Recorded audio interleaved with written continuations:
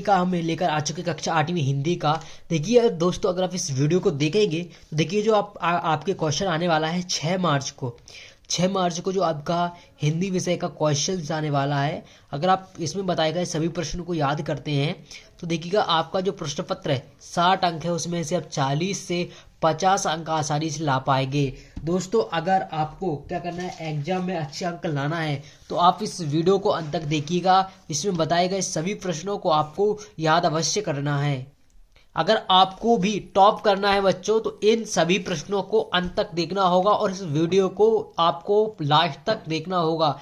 Top करने के लिए कुछ नहीं, बस आपको बताए गए प्रश्नों को याद करना होगा। जो प्रश्न हमने बताए हैं, देखिए हम आपके लिए सेट 2 लाए हैं। एक ये सेट है, इसके बाद हमारे पास ये भी सेट आ चुका है, सेट वी। दोनों की वीडियो आएंगी, दोनों वीडियो आपको देखना होगा। दोनों में जितने भी क्वेश्चन बताए जाएंगे वो आपको याद करना है। 100% आपका जो वायरल क्वेश्चन पेपर है वो आपको देखने को मिलेगा 6 मार्च को। 6 मार्च को आपका जो क्वेश्चन पेपर आएगा वो आपको यहीं से देखने को मिलेंगे क्वेश्चन से। तो चलिए स्टार्ट करते हैं इस वीडियो को। तो देखिएगा यहाँ पर जो आपका क्वेश्चन पेपर इस तरीके से होने वाला है, यहाँ पर आप देख पाएंगे। तो यहाँ पर देखिएगा, यहाँ पर हमारे पास जो कॉपी भी है वो हमने कई वीडियो में बताया, जो आपकी कॉपी मिलने वाली है कुछ इस तरीके से मिलने वाली है। ठीक है, इस तरीके से आपकी ये कॉपी मिलने वाली है। तो ये हम आपके लिए लाए हैं, इसमें फुल सॉल्यूशन के साथ लाए हैं। तो आपको बिल्कुल घबराने की आवश्यकता नहीं है। एक एक प्रश्न आपको यही देखने को मिलेगा, बस आपको याद करना रहेगा। तो चलिए यहाँ पर हम बता देते हैं आपको। देखिएगा यहाँ पर इस तरीके से ये आपका आता है। पहला प्रश्न देखिएगा यहाँ पर जो आपके एग्जाम में पूछा जाएगा कि आर्यभट्ट की पुस्तक का नाम था। देखिएगा कौन था, ज्योतिष शास्त्र, आर्यभट्टीय गणित शास्त्र या शिक्षा शास्त्र। देखिएगा इसका राइट आंसर हो जाएगा आपका आर्यभट्ट, यानी कि बी ऑप्शन आपका राइट आंसर हो जाएगा।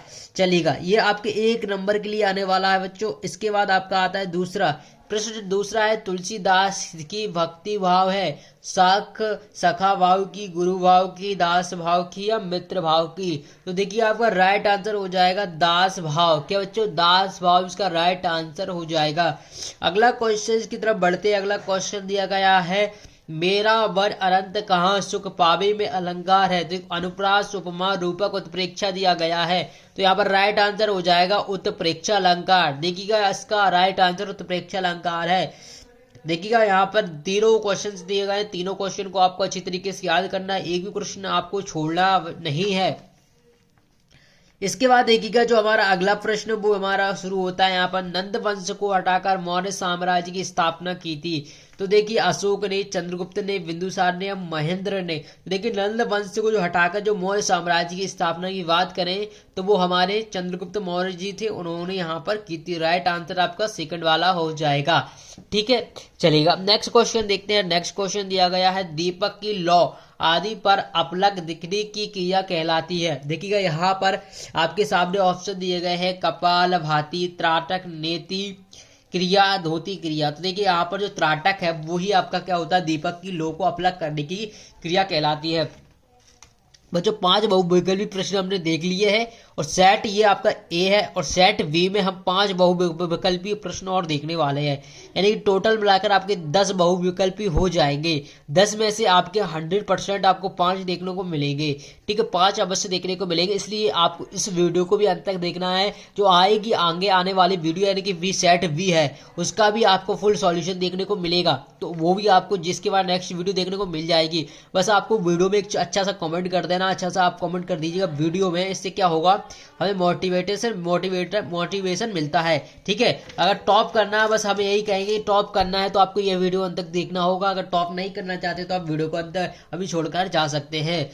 चलिएगा, अब यहाँ पर देखिएगा और सारे क्वेश्चन दिए गए हैं। तो देखिएगा यहाँ पर जो आपका यहाँ पर रिक्त स्थान शुरू हो जाते हैं। अब यहाँ पर देखिए सारे रिक्त स्थान है, एक एक का आंसर हम आपको बता रहे हैं। ठीक है, चलिए रिक्त स्थान के भी आंसर हम देख लेते हैं।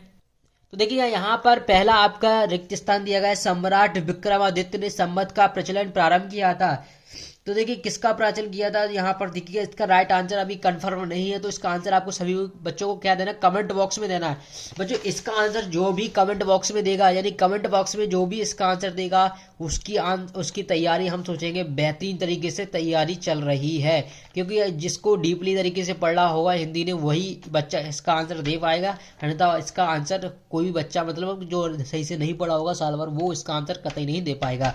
चलिएगा अब यहाँ पर देखिए दूसरा प्रश्न दिया गया है, रावणु रथी खालिस्तान रघुवीरा देखी विभीषण भयउ अधीरा।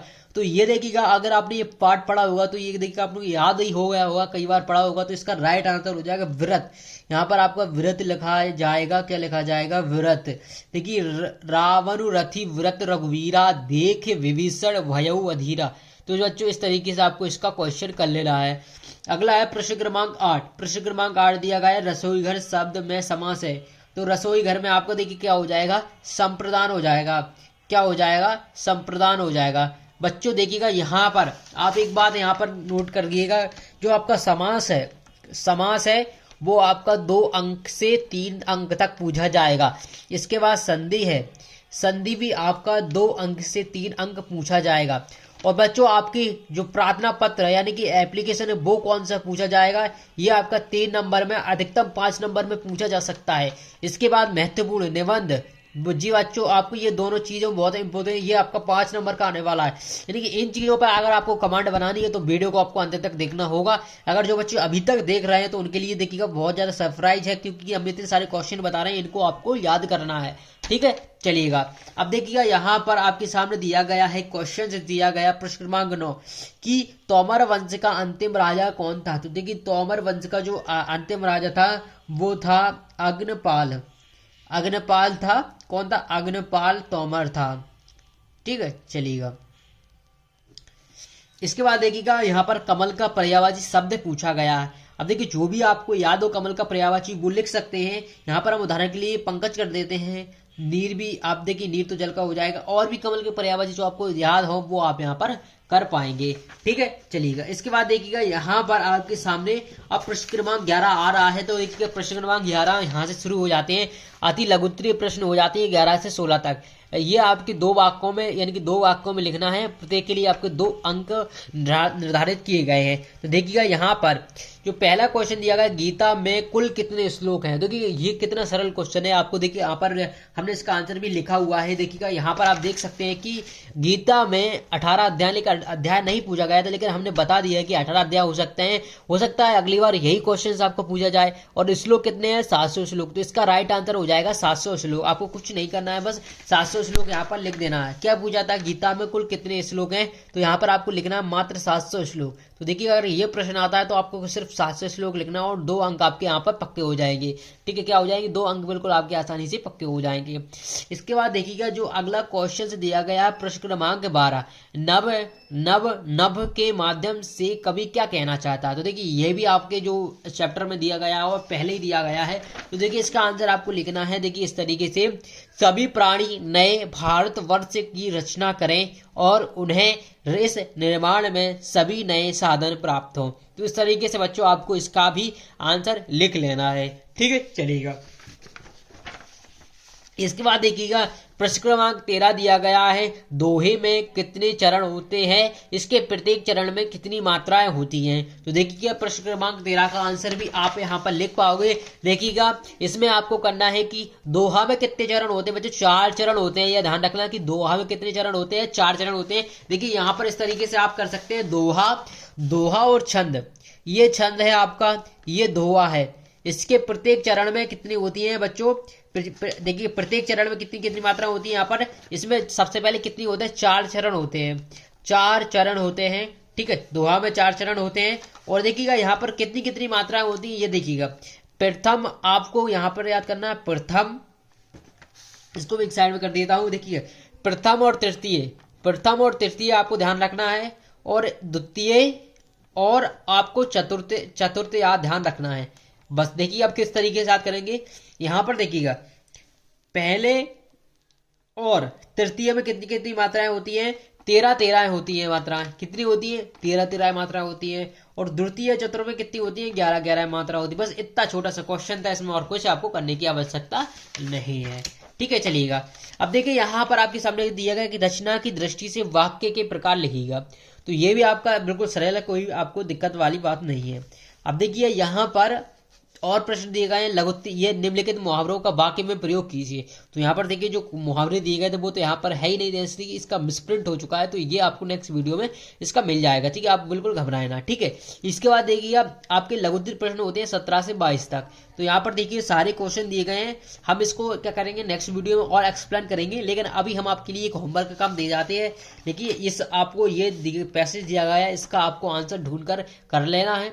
इसके अलावा देखिएगा जो आपको एप्लीकेशन याद करना है, देखिए अपने मित्र को बहन की शादी में आने का निमंत्रण देते हुए एक प्रार्थना पत्र लिखना है, या फिर इसके अथवा में अपने प्रधानाध्यापक को बीमारी का कारण बताते हुए 3 दिवस का अवकाश हेतु प्रार्थना पत्र लिखना है। तो ये दोनों ही आपको याद कर लेना है, ये आपका काम है। अगर आपको याद हो जाए तो कमेंट में करिएगा सर हमें याद हो चुका है, या लिख दीजिए याद हो चुका है। ठीक है, याद हो चुका है। ठीक है, ताकि हमें पता चल जाएगा जो हमने आपको काम दिया था होमवर्क का वो आपने किया या नहीं किया। इसके बाद देखिएगा एक जो निबंध है, आप लोग सोच रहे हैं कि सर निबंध कौन सा याद करना है, तो देखिएगा निबंध के लिए आपको कुछ नहीं करना। देखिएगा यहाँ पर किसी एक विषय पर निबंध लिखना होता है, आपके सामने 4 ऑप्शन दिए गए हैं। यहाँ पर आपको क्या करना है, वृक्षारोपण स्वतंत्रता दिवस का आपको याद करके जाना अच्छी तरीके से, क्योंकि इसी में से आपका एक पूछा जाएगा, 5 अंक के लिए आपके लिए महत्वपूर्ण है। तो बच्चों अगर आपको वीडियो पसंद आए तो वीडियो को आपको क्या करना है, वीडियो को लाइक करना है, और चैनल को सब्सक्राइब नहीं किया तो चैनल को भी सब्सक्राइब कर लीजिएगा, और वीडियो को अपने दोस्तों में अधिक से अधिक शेयर करिएगा ताकि उन तक भी ये वीडियो पहुंच पाए, और वो भी अपने जो कक्षा 8वीं हिंदी के विषय का 6 मार्च का पेपर होने वाला उसमें अधिक से अधिक अंक ला पाए।